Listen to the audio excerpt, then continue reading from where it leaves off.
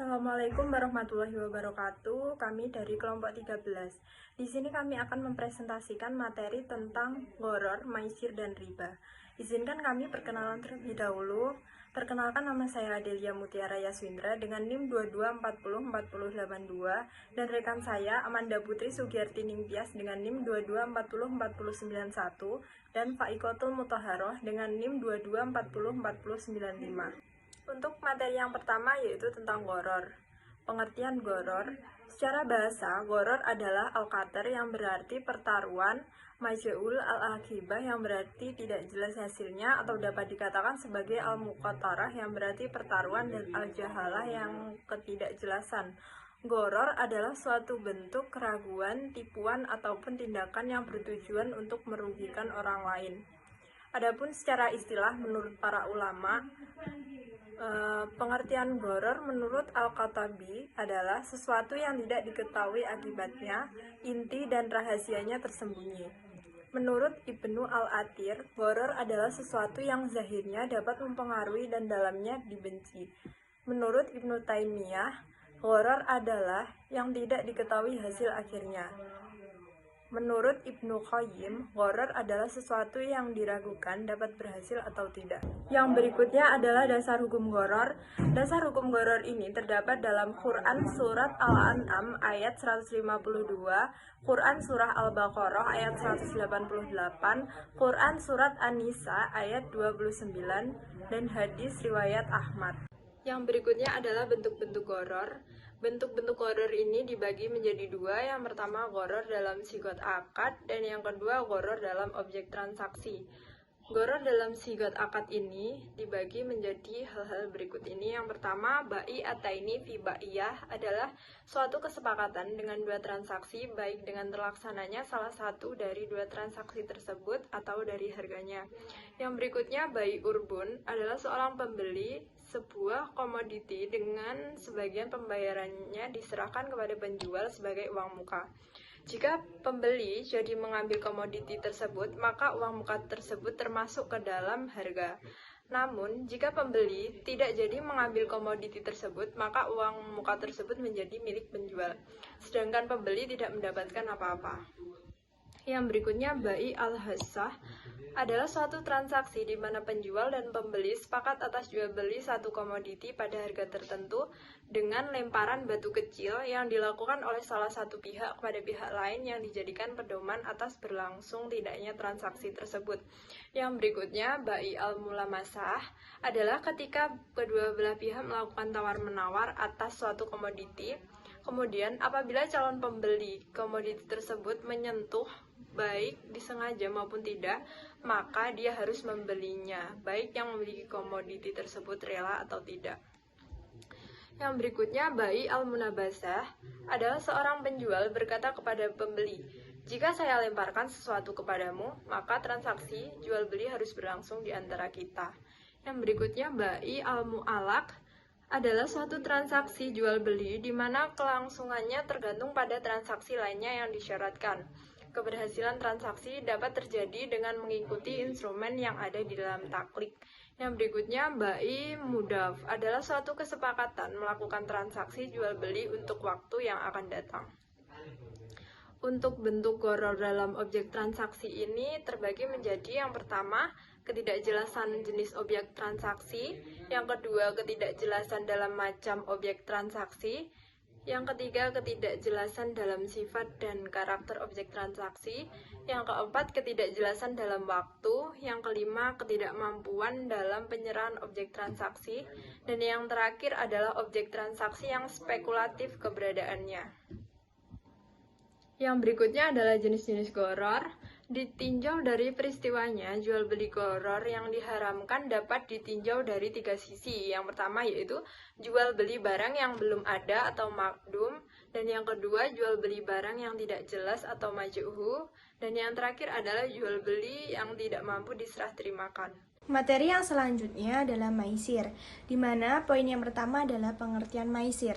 Kata maisir dalam bahasa Arab secara harfiah berarti memperoleh sesuatu dengan sangat mudah tanpa kerja keras atau mendapat keuntungan tanpa bekerja.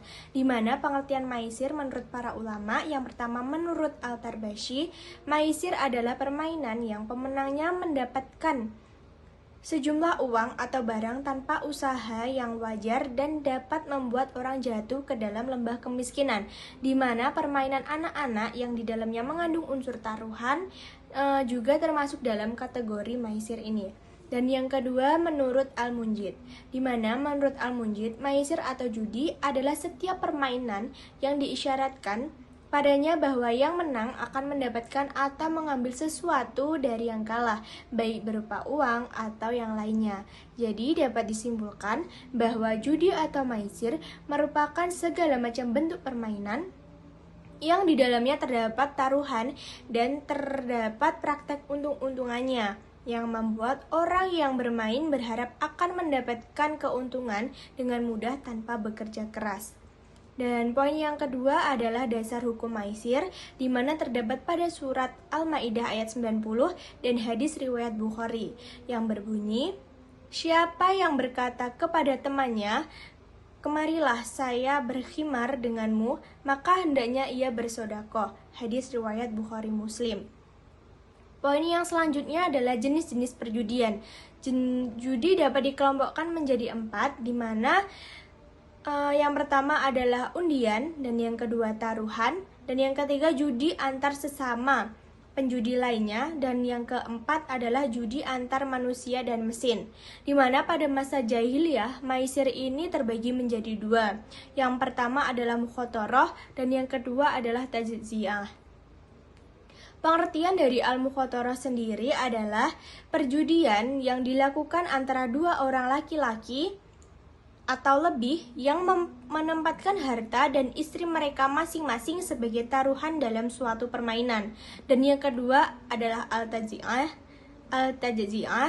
di mana perjudian yang dilakukan 10 orang laki-laki dengan menggunakan kartu yang terbuat dari potongan-potongan kayu, karena pada masa saat itu belum terdapat kertas. Yang ketiga adalah maisir alau yang tidak disepakati haramnya. Para ulama berselisih pandangan mengenai persamaan yang tidak melibatkan pertaruhan uang, tetapi melakukan permainannya berpikir menilai sama usahanya haram atau tidak, di mana secara umum terbagi kepada beberapa pandangan, yang terdapat 3 pandangan. Yang pertama, menurut Hanafi, permainan itu asalnya haram, kecuali 4 jenis: lomba kuda, lomba unta, dan permainan antara suami istri. Yang kedua, menurut Maliki, sama halnya dengan pandangan Hanafi, Imam Malik dilaporkan membenci permainan catur dan mengharamkan permainan catur. Yang ketiga adalah Syafi'i. Semua permainan yang bergantung kepada pengiraan, pemikiran, dan perancangan strategi tidak dilarang tetapi makruh, dengan syarat tidak ada pertaruhan, percakapan yang buruk, atau melalaikan dari sholat. Dan yang terakhir menurut Hambali, seluruh permainan yang tidak ada pertaruhan harta selagi mana tidak mengandung mudorot atau melalaikan dari perkara yang fardu pada asalnya adalah harus.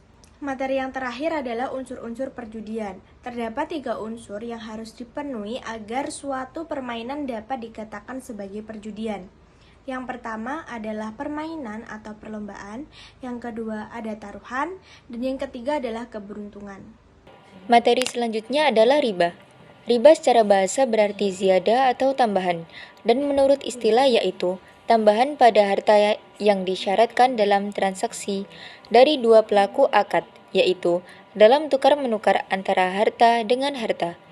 Riba yaitu suatu akad pertukaran barang tertentu yang tidak diketahui padanannya menurut timbangan syara yang terjadi saat akad itu berlangsung atau akibat adanya penundaan serah terima barang, baik terhadap kedua barang yang dipertukarkan atau salah satunya. Dasar hukum riba. Riba adalah salah satu hal yang sangat dilarang pada agama Islam. Di dalam Al-Quran dan hadis sudah ditetapkan bahwa dasar hukum riba jelas diharamkan.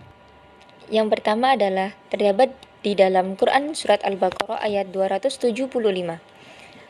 Bismillahirrahmanirrahim. Alladzina ya'kuluna ar-riba la yaqumuna illa kama yaqumul ladzi yatakhabbathu asyaitanu minal mas. Dzalika bi annahum qalu innamal bay'u mithlur riba wa halallahu al-bay'a wa harrama ar-riba. Faman ja'ahu maw'idatun min rabbih fantaha falahu ma salaf wa amruhu ila Allah wa man 'ada fa ulaika ashabun nar hum fiha khalidun. Artinya, orang-orang yang makan atau mengambil riba tidak dapat berdiri melainkan seperti berdirinya orang yang kemasukan syaitan lantaran atau tekanan penyakit gila. Keadaan mereka yang demikian itu adalah disebabkan mereka berkata atau berpendapat, sesungguhnya jual beli itu sama dengan riba, padahal Allah telah menghalalkan jual beli dan mengharamkan riba. Orang-orang yang telah sampai kepadanya larangan dari Tuhannya lalu terus berhenti atau dari mengambil riba, maka baginya apa yang telah diambil dahulu atau sebelum datang larangan dan urusannya atau terserah kepada Allah. Orang yang kembali atau mengambil riba, maka orang itu adalah penghuni-penghuni neraka. Mereka kekal di dalamnya. Quran surat Al-Baqarah ayat 275.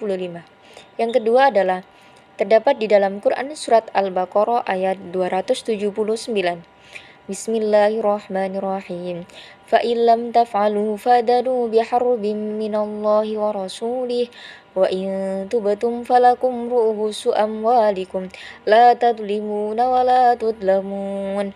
Artinya, maka jika kamu tidak mengerjakan atau meninggalkan sisa riba, maka ketahuilah bahwa Allah dan Rasul-Nya akan memerangimu. Dan jika kamu bertaubat atau dari pengambilan riba, maka bagimu pokok hartamu. Kamu tidak menganiaya dan tidak pula dianiaya. Quran surat Al-Baqarah ayat 279. Yang ketiga adalah hadis riwayat Muslim. Bismillahirrahmanirrahim. La'ana Rasulullah sallallahu alaihi wasallam akila riba wa mukilahu wa katibahu wa syahidaihi wa qala hum sawa.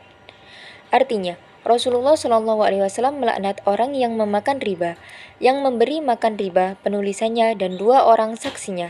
Beliau bersabda, mereka semua sama. Hadis riwayat Muslim. Jenis-jenis riba. Di dalam perdagangan sesuai syariat Islam, riba itu terbagi menjadi 5 jenis, yaitu riba fad, riba yard, riba nasi'at, riba qard, dan riba jahiliyah.